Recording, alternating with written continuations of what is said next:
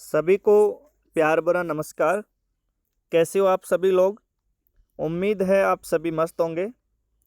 प्यारे विद्यार्थियों, आज मैं विटामिन से संबंधित क्वेश्चनों के लिए पार्ट 3 लेकर के आया हूँ। पार्ट फर्स्ट और पार्ट सेकंड पिछले वीडियो डाल दिए गए हैं। आप इस पार्ट थर्ड को देखने से पहले उन पार्ट फर्स्ट और सेकंड को भी देख लें, ताकि आपकी अच्छे से प्रिपरेशन हो जाए। पार्ट फर्स्ट में विटामिन से संबंधित 10 क्वेश्चन थे। पार्ट सेकंड में विटामिन से रिलेटिव 20 क्वेश्चन थे।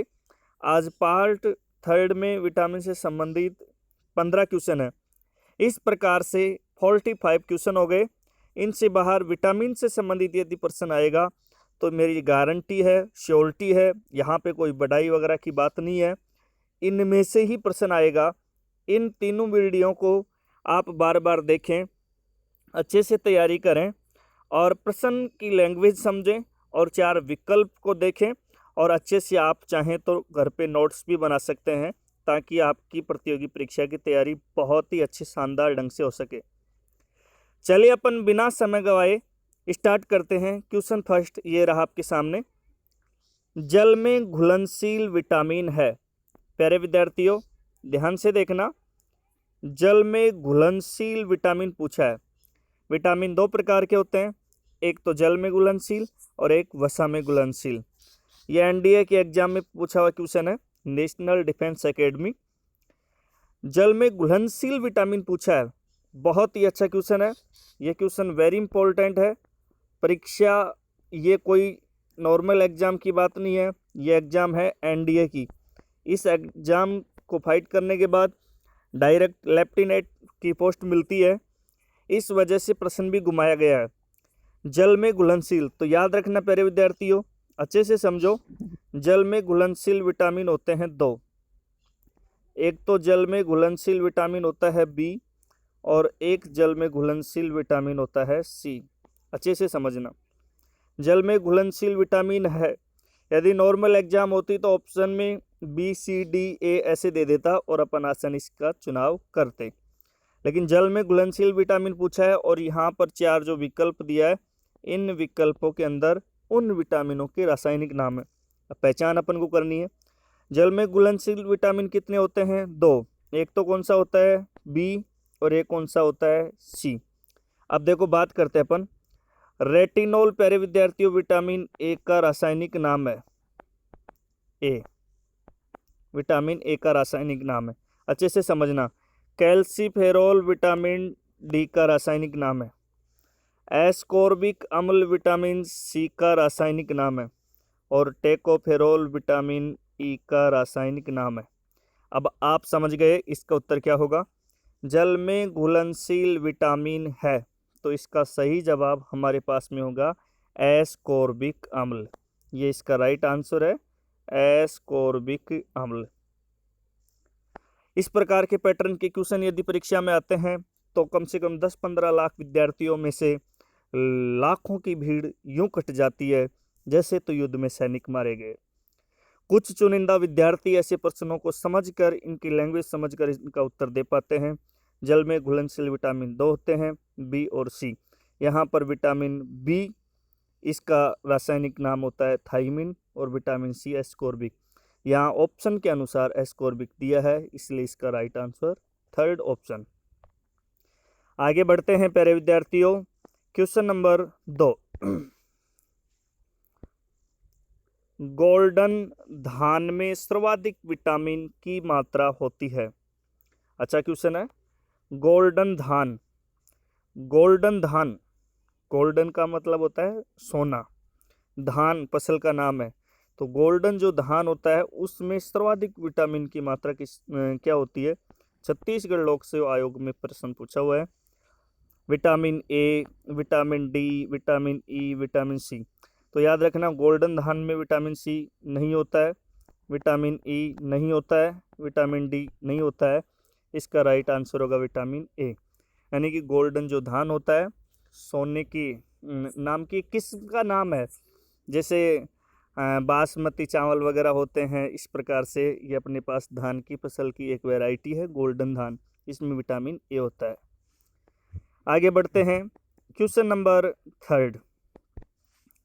अच्छा क्वेश्चन है, विटामिन ई का महत्वपूर्ण स्रोत निम्न में से है। यूपीएससी एनडीए के एग्जाम में पूछा हुआ क्वेश्चन है, बहुत अच्छा क्वेश्चन है। अच्छे लेवल के क्वेश्चनों की अपन तैयारी करें तो अच्छा ही होगा, क्योंकि मैं क्लास में जब पढ़ाता हूँ बच्चों को तब भी कहता हूँ कि जंगल में गिद्दड़ मारने जाओ तो हथियार शेर के ले जाना, आजकल मुकाबला शेर से ही होता है, गिद्दड़ से नहीं। विटामिन ई का महत्वपूर्ण स्रोत, तो देखो ताड़ का तेल विटामिन ई का महत्वपूर्ण स्रोत नहीं है, नारियल का तेल नहीं है, सरसों का तेल नहीं है। विटामिन जो ई होता है इसका महत्वपूर्ण सोर्स है ऑप्शन के अनुसार गेहूं का अंकुरित ऑयल, ये इसका राइट आंसर होगा। अंकुरित गेहूं के अंदर तो विटामिन बी होता है और अंकुरित गेहूं का जो ऑयल होता है उसमें विटामिन ई की मात्रा ज़्यादा हो जाती है, तो यहाँ इसका आंसर 3rd। क्वेश्चन नंबर 4 की ओर अपन बढ़ते हैं।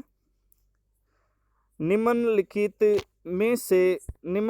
में से कौन सा विटामिन वसा में घुलनशील है? कौन सा विटामिन वसा में घुलनशील है? मैंने अभी कहा था प्यारे विद्यार्थियों, विटामिन घुलनशीलता के आधार पर 2 प्रकार के होते हैं, एक तो जल में घुलनशील, एक वसा में घुलनशील। जल में घुलनशील विटामिन होते हैं बी और सी, और वसा में घुलनशील विटामिन होते हैं, इसको ऐसे याद रखना, अधिक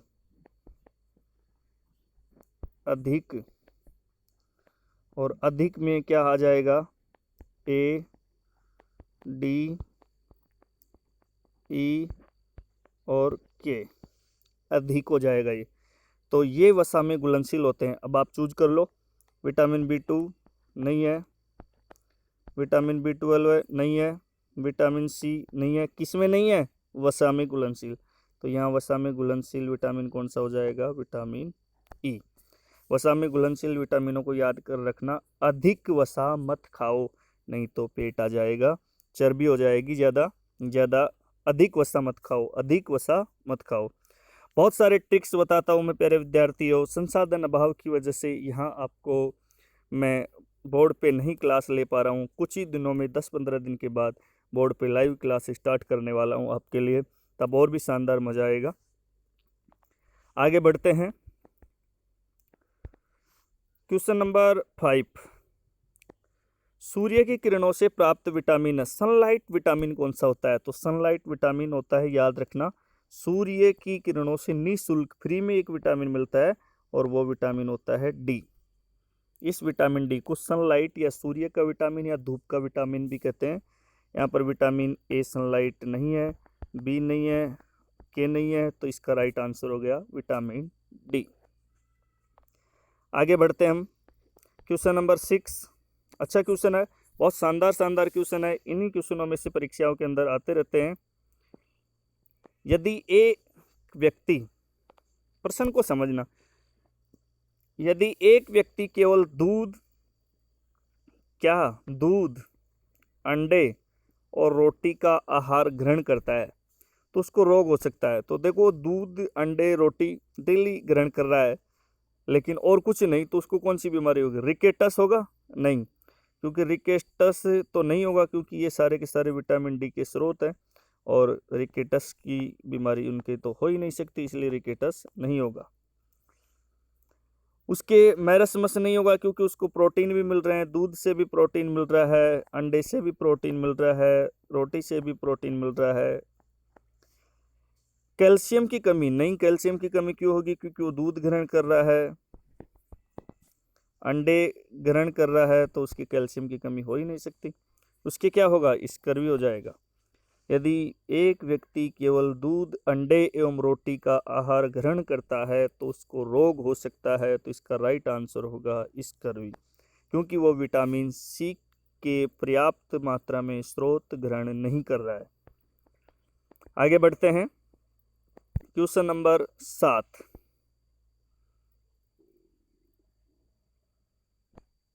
क्वेश्चन नंबर 7 देखिए,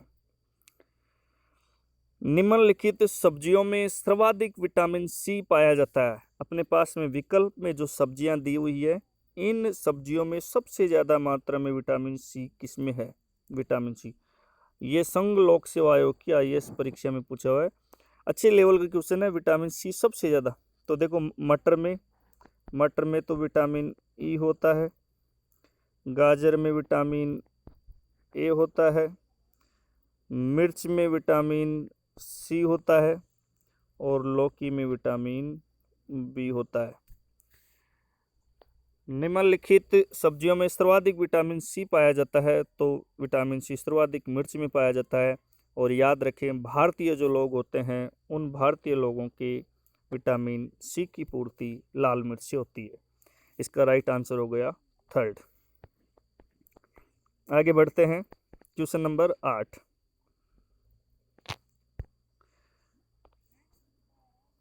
निम्नलिखित में से कौन सा विटामिन किसी सपने को पर्याप्त समय तक याद रखने में मदद करता है? ये भी IAS की परीक्षा में पूछा हुआ क्वेश्चन है।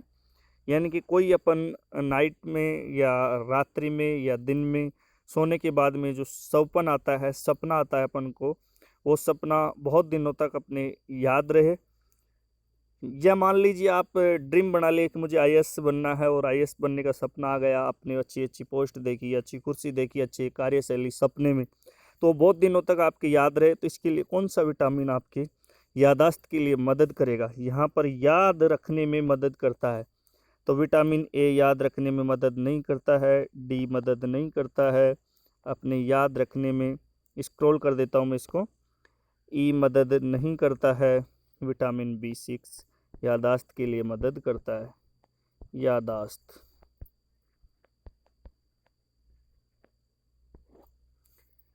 याद रखना अच्छा क्वेश्चन है। तो ये अपनी यादाश्त से संबंधित विटामिन है, वो विटामिन है B6।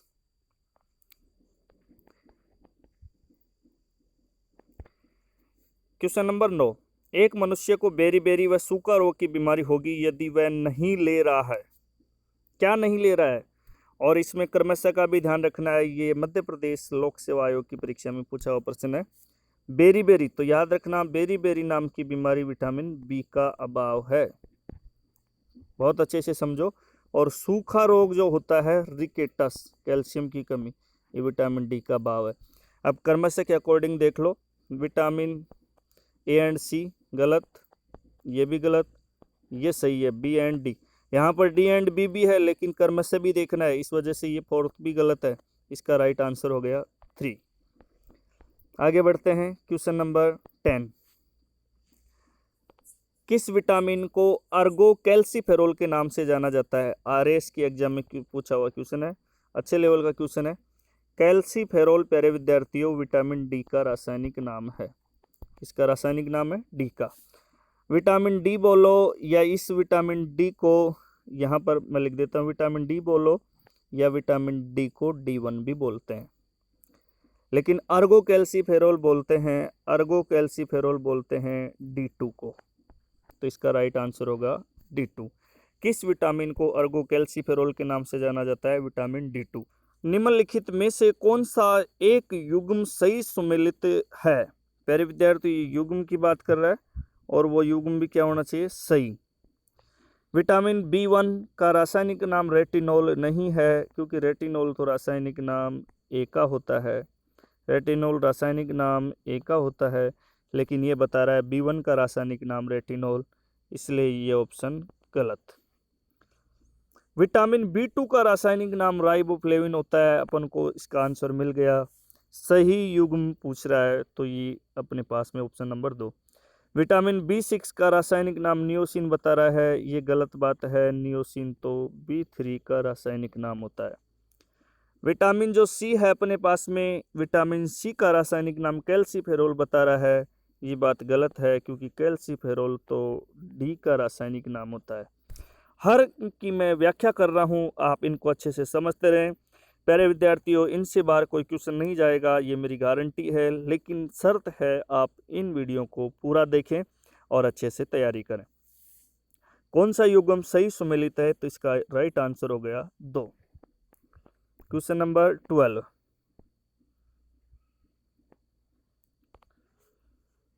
निम्नलिखित में से कौन सा युग्म सही सुमेलित नहीं है?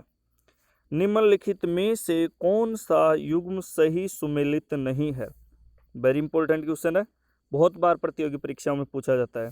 सही नहीं है, सुमेलित नहीं है, यानी कि सही सुमेलित नहीं है। ये नहीं की बात पूछ रहा है, नहीं ना। देखो, विटामिन B1 की कमी से बेरी रोग होता है, ये सही बात है। विटामिन B2 की कमी से क्लोसिस बीमारी होती है, सही बात है। विटामिन C की कमी से स्कर्वी होता है, सही बात है। लेकिन विटामिन A की कमी से वर्णांधता, क्लर विजन की बीमारी नहीं होती है, क्योंकि वर्णांधता एक आनुवंशिक बीमारी है, ना कि किसी विटामिन का अभाव या विकृति।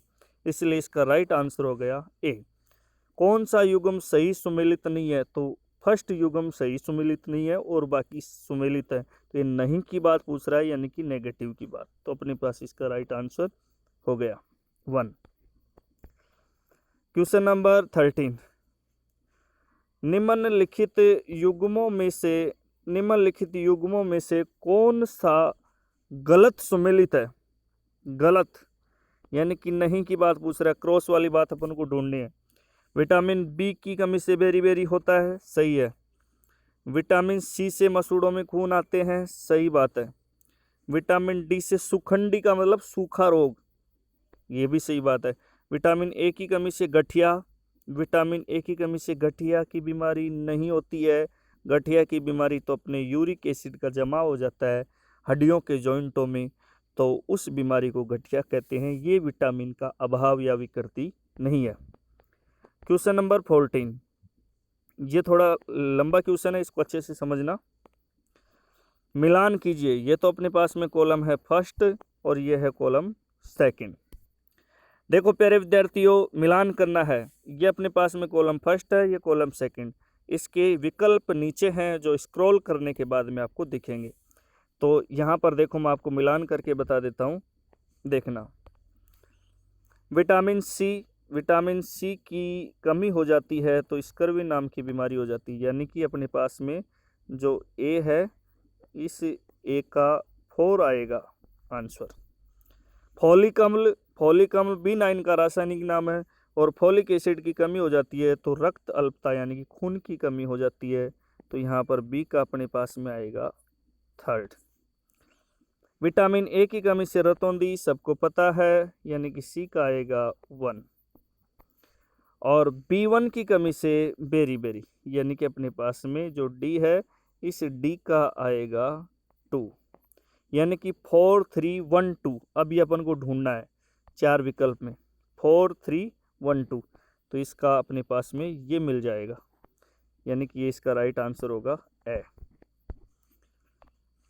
आगे बढ़ते हैं, क्वेश्चन नंबर 15, निम्नलिखित कथनों में से कौन सा एक सही नहीं है?